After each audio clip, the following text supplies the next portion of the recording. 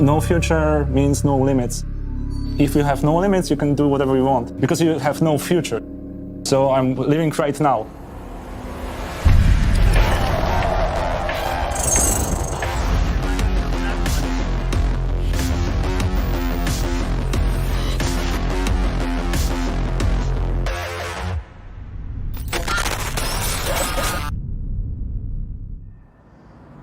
So limited editions, we produce them in very small or limited quantities. We only make them once, and then that's it, no more.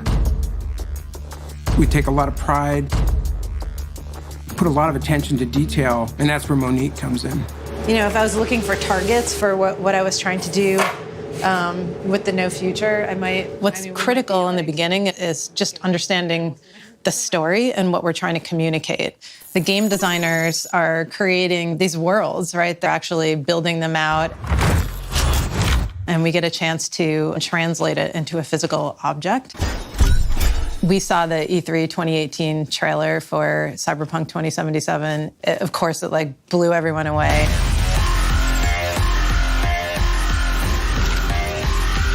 The title is just so cool. It's really pushing the boundaries on style. And it's so kind of in your face and punchy and like electric. So we spent a lot of time with that video dissecting it and figuring out like what are the key design elements.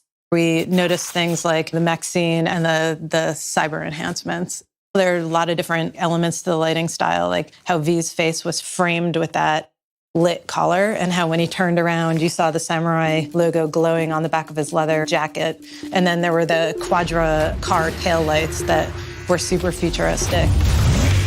So Monique shows up and she's got like, hey, I've got 4 different designs. They're completely different directions. So we had, the concept of all these panels coming together from different pieces of equipment to create a kitsch-style console. One of the first things we had to do is figure out how to define these panels exactly. You can see the laser etch marks in this piece really clearly. We ended up putting a piece of Mylar over the product and laser etching through the Mylar. You can see it peels off. But that allows us to go back and paint inside of the etch marks. All the different color panels are actually silkscreen of different inks. There's probably 30 different variations of each of these blues and how they could come together. There's a lot of small detailing in the texture. You can see this panel looks like it got kind of banged up and the paint layer is kind of scratched away. I view it as continual confidence building. Like, this is good, now it's getting better, now it's getting great. And so the moment there was, okay, which one do we pick? Because they're all so good. And that's where the partnership comes in.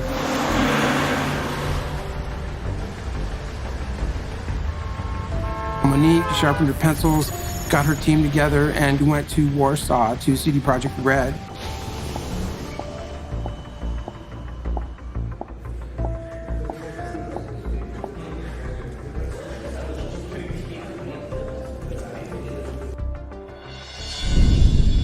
I remember feeling like, I hope we got this right, because, we walked in with a bunch of concepts.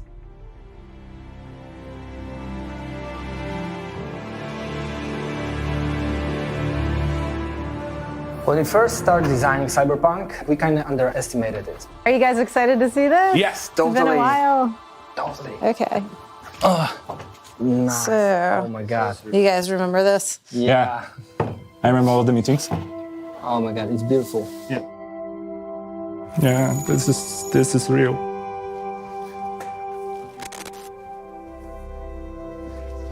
This is awesome. Cyberpunk is incredibly varied and rich. There is no one style. Everything like coexists. Psycho gangs, corporations, cyberpunks, mercenaries, netrunners, rocker boys. You have a rich district, you have a bit poor district, you have something between, and like it's colliding all the time. So there's so many different things that we came to a conclusion that it's simply impossible to develop one single visual language to describe all of that. And we end up with 4 distinctive, completely different visual styles.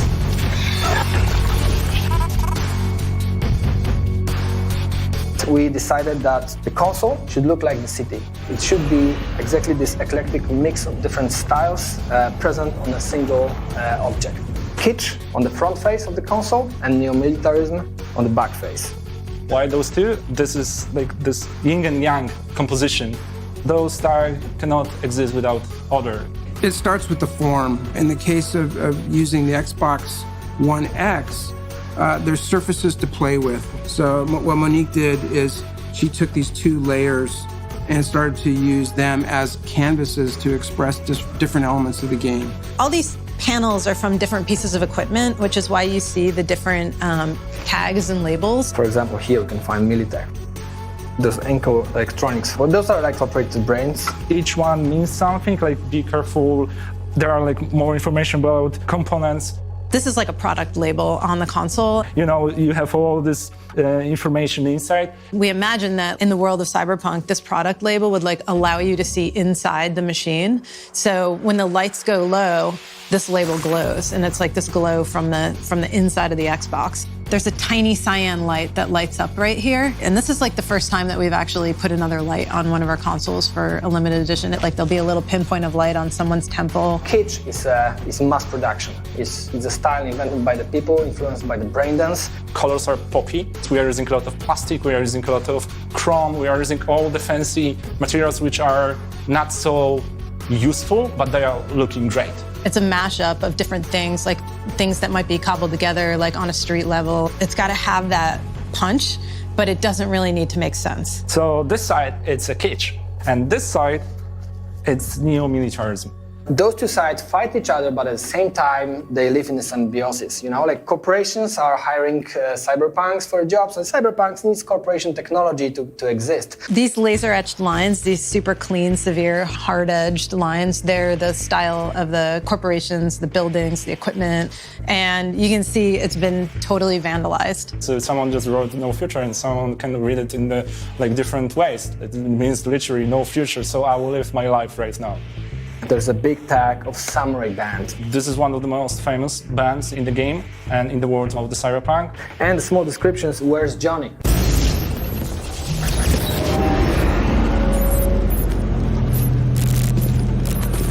Wake the fuck up, samurai. We have a city to burn. Johnny disappeared from the face of the planet, but their symbols and their legend remained in the city. He did something to corporations to break the status quo. So we thought that making Johnny Silverhand the main theme for the controller would be just a great thing in addition to the console. This is awesome to see it up close. You know, because, first of all, this asymmetric design. Yeah, that's the first time we've actually done like a mismatch between the triggers, but it's totally from a story perspective. It's pretty awesome. So you have this laser etched, super sharp laser etched line, and then this chromed side, and it's marked with Arasaka. Johnny's arm is actually manufactured by Arasaka, the corporation that he hates so much. It's kind of ironic. Johnny's arm it's chrome, and the flexible parts of it are red. So we colored the thumbstick base in red, but left the top silver. We have the samurai symbol on the back. We have no future scratched into the gray side of this controller. It's not just a paint, you feel it. So it's real. To focus on the details and treat it in the right way, then people will remember this, because this makes a good design. At the first glance, you might not see the relation between the console design and the controller, but if you know the story, if you start playing a game, you'll figure out that it makes absolutely perfect sense. Seeing this next to the console, this is a full story. Okay. Never done this before. It's just a cable, people will say, but no. I haven't shown it yet. Oh, you haven't? No, I didn't even. I love this. The cable. So the HDMI cable, you plug that in, and now you have a physical connection of the console to the game. That was a big deal just to make this colored cable, and it's from the game. I remember the first time we mentioned, can we have a cord wire? It's what? We've never done that before. Yeah. I'm not really sure. I mean, we broke a lot of our own conventions with this, a lot. Even down to this, the sticker on the back. We've never had a sticker that's that's been yellow in this area before. Like that's a big deal. No one is looking on the back of the console, but even here you have. We do. We're looking for something like in the Witcher franchise, which is our the wolf medallion. We're looking for some kind of symbol that will be kind of representative and matching the Cyberpunk game, and we found it.